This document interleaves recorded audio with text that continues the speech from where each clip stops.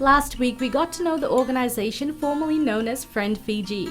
Based in Lotoka on the west coast of Viti, Friend has helped hundreds of thousands of families in rural communities in the 19 years they have been active. Part of their post-COVID work has included workshops and trainings providing rural communities with skills needed to better sustain themselves in times of crisis. With food being one of our basic necessities, tonight the Friend Fiji team will show us how to use basic food items like boiled cassava and Vudi to make Roti. And continuing on from our last episode, how to make our own peanut butter to enjoy with the cassava and coconut pancakes.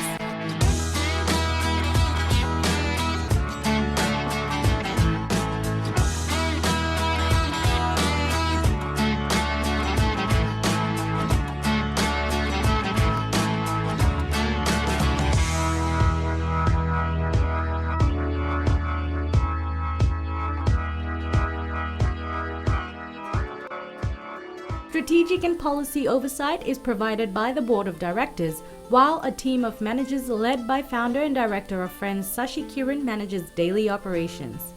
Friends team includes professionals in the community development, agriculture, livestock, medicine, social welfare, counseling, data analysis, quality control management, program administration, food production, and media and communication. Having initiated numerous community benefiting efforts throughout her life, I wanted to get to know Ms. Sashi. I started my life, I'm a rural girl, so I'm not just observing what elders used to do is what's teaching me now. It's really, really helpful now. And having grown in a rural primary school, secondary Natambo High School, university, and then I did media.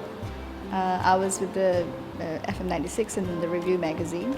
I did teaching for a couple of years and then I went into the media.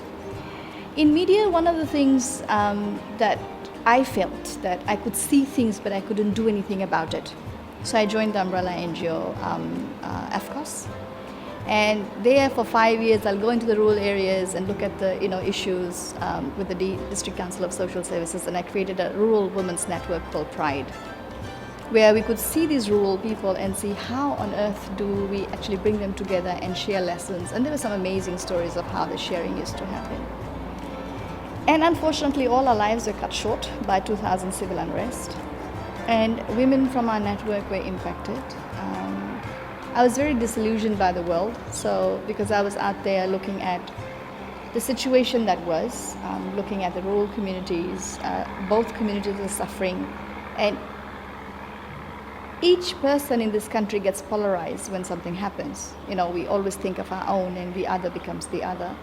And I was in a very good space where initially I went and looked at the victims that I saw as victims. Then I was part of the peace process where I actually got to see both sides. And I realized each one of the ethnic groups think of themselves as victims. So I wanted to create a platform. So Friend was born, where one, we need to be able to rethink livelihoods. At that time, life was pretty difficult. And livelihoods, the whole economy was badly smashed. So that's when we looked at resources and skills and started the chutneys and jams and flour making and things like that. But also we wanted to create a platform where both ethnic groups or all ethnic groups would come together and learn together, because often we operate in silos. And when we started coming together to learn, there's so much of sharing, because we do things differently. I always wonder when I cut anything. It'll be really interesting because our people will, if you cut a banana, we'll cut it like this, forward this way. And if you look at the indigenous persons, they will cut it this way, the opposite way. And chefs make it easy and they just chop. I was thinking, I don't know why we do the way things we do, but there's interesting perspectives on both communities and there's amazing strengths in both communities. So then that became, the thing that I've been doing for the last almost 2 decades, was looking at socio-economic and health impact of the actions we're taking and working in the rural areas in particular to see how do we change situation for improved livelihoods, for healthier communities, because NCDs is something that's very visible. You'll think that NCD should not be visible. We're diabetic and hypertensive and we carry it. But in villages, it's very visible with the number of disabilities we have. Huge numbers of, when you walk in, you can see 8-10 people limping, amputations, strokes.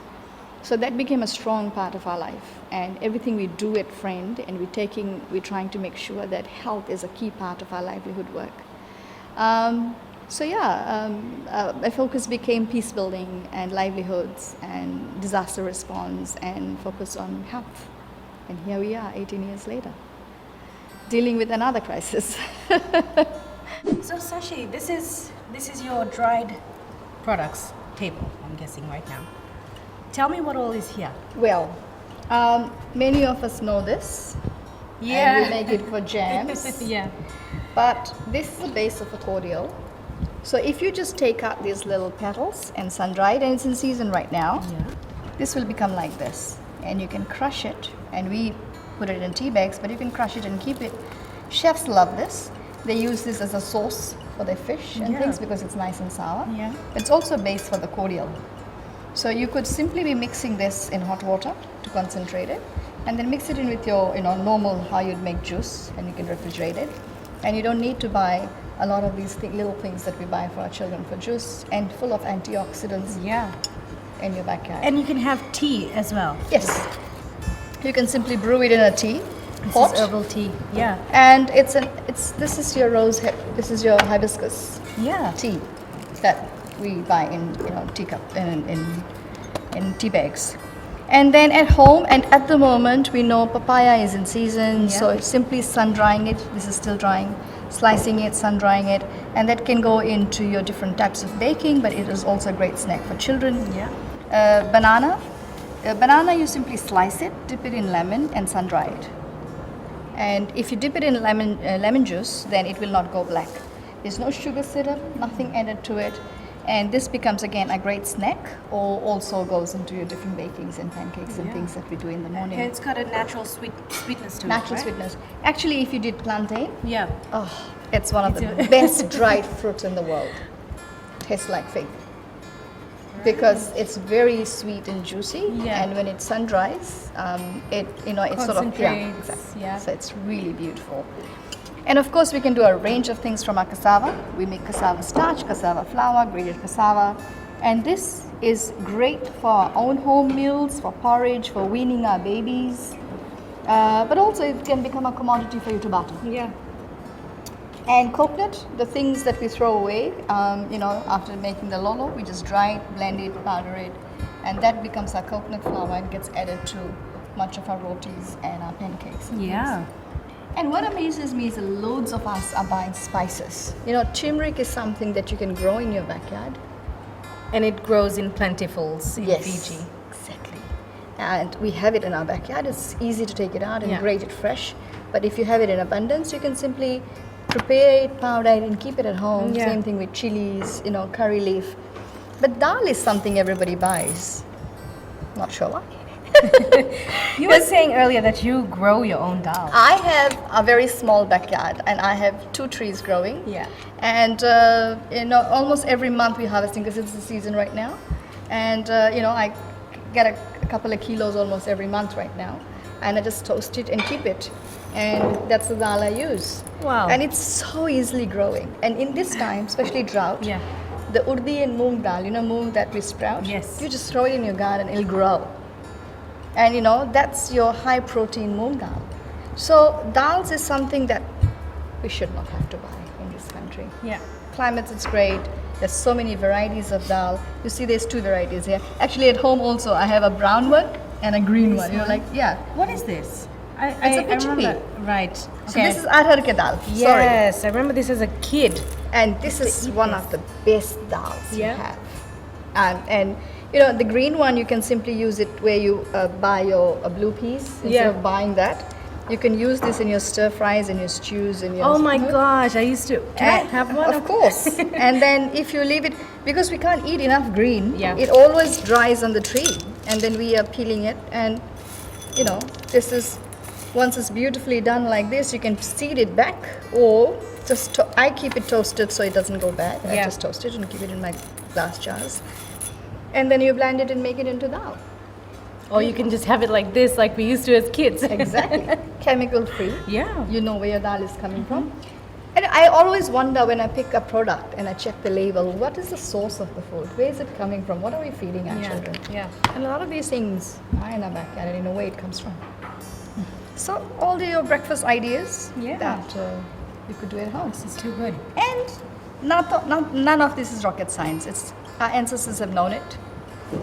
They knew this way before any of us, and it's only now that we're kind of going back to our roots and realizing like, oh, they used to do this before. I guess because we don't value our elders' knowledge. Oftentimes we're just running after science or running after what the Western world is teaching us. But our ancestors have survived the worst of, anything.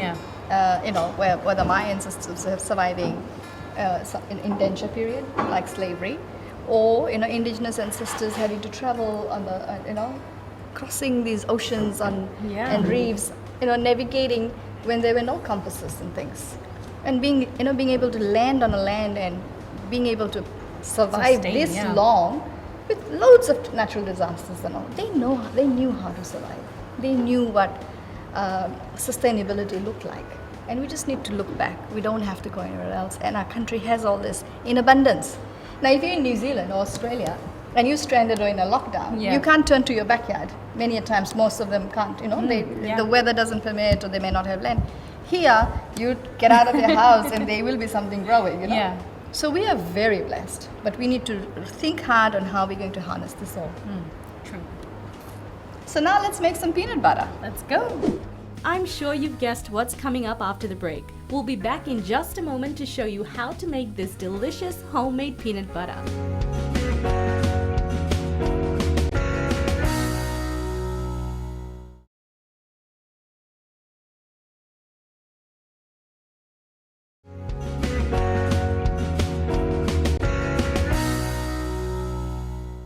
And talking about dried things, Shania, we have huge malnutrition problems, and everybody has moringa, sajan.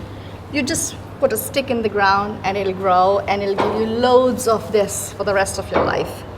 And if we just sun dry some of this and keep it, this is something you can throw in your rotis, in your soups, in your stews, and it makes your food enriched with loads of vitamins and iron. So, we are hoping that when we're looking at dried foods, there's this, and mango is in season right now. While you can do ripe mangoes, and as a snack, the green mangoes we normally peel and sun dry, and it becomes something we call khatai. You can store it, and this is our moli. So in dals and curries and pumpkin and all that, you can throw this, and that adds the flavor, and of course loads of micronutrients. And you have seen this, the coconut flour, but pretty much everything we can dry. And a little bit of peanut you can grow in your backyard and sun dry it. And let's see, Moinesh will show us how we can make peanut butter of it.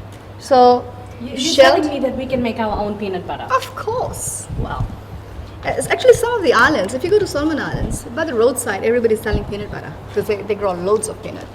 So this is just shelled and toasted. If you see, this is toasted, and Moinesh will show you. It's really no miracle how easy it is to make the peanut butter.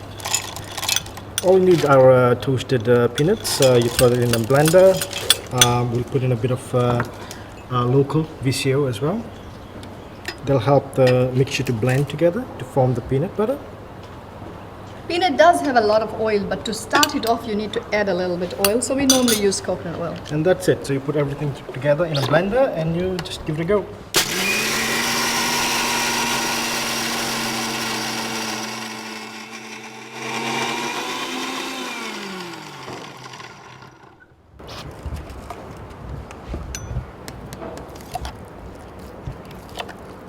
Yum.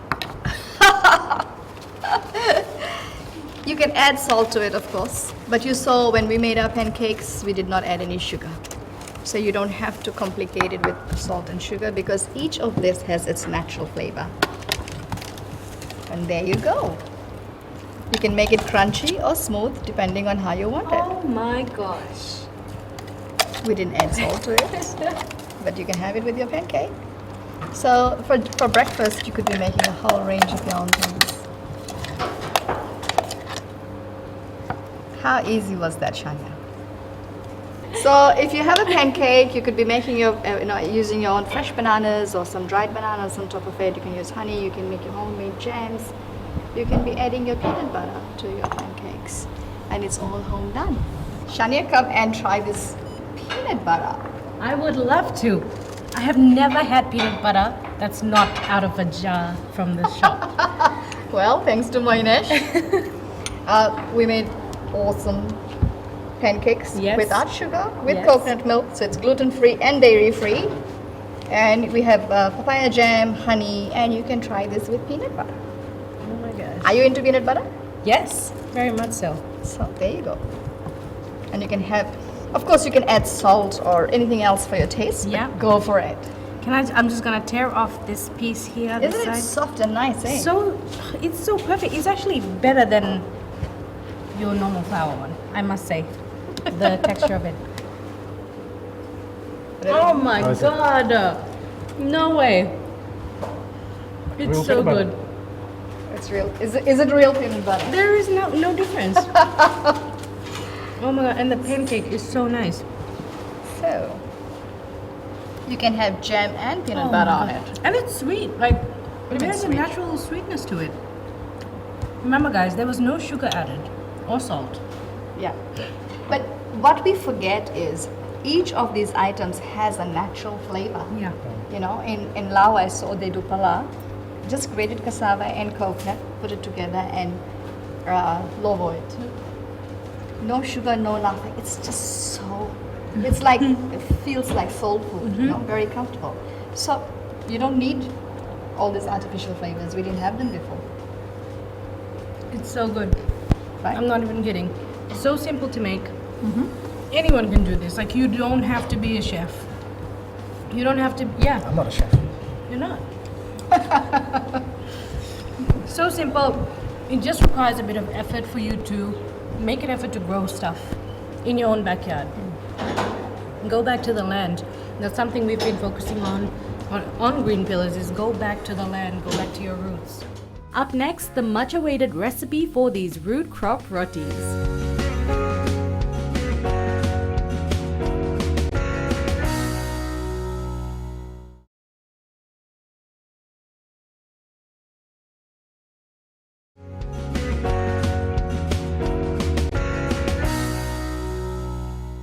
So you'll see the boiled kakanandina, that's your cassava or bundi or anything boiled or from overnight or just fresh boiled. She's going to blend it without adding anything, no water, no oil, no nothing, and that will become the dough for your roti.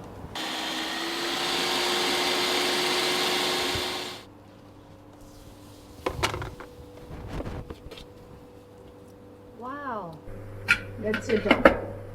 Now people, if you don't have blender, of course you can have a very soft boil and mash it and still make it.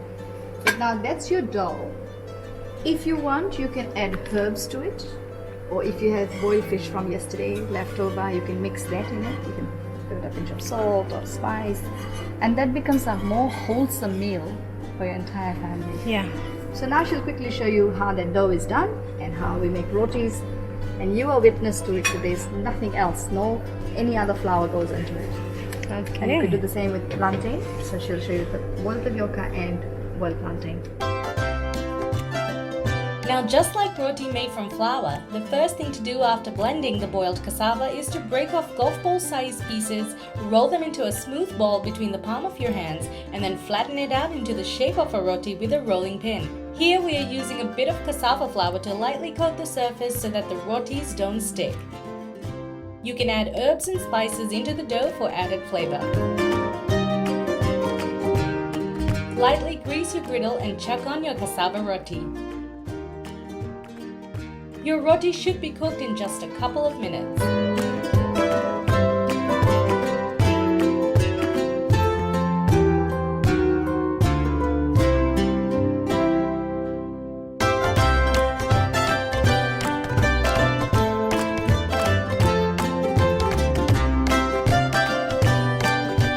Follow the same process with your plantain dough. You'll find that the bundi dough may be slightly more dense than cassava, so turn it often so that it doesn't stick to the griddle and burn.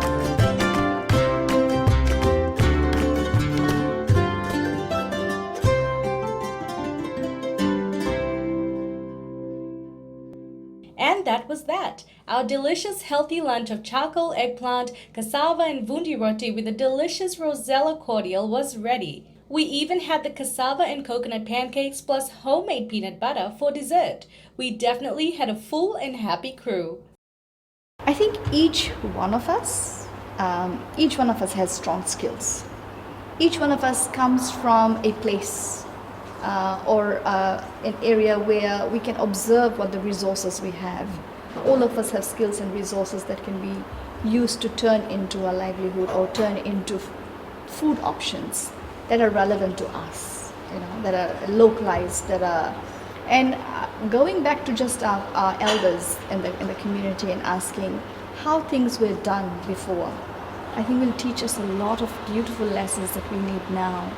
And then encouraging our children to learn this and use this. Fiji and the people here have amazing skills and amazing resources. And by matching the two, we will together be able to beat this. And I think that's the way to go. So Sashi, Moinesh, thank you so much for your time. We really appreciate you inviting us here at Friend.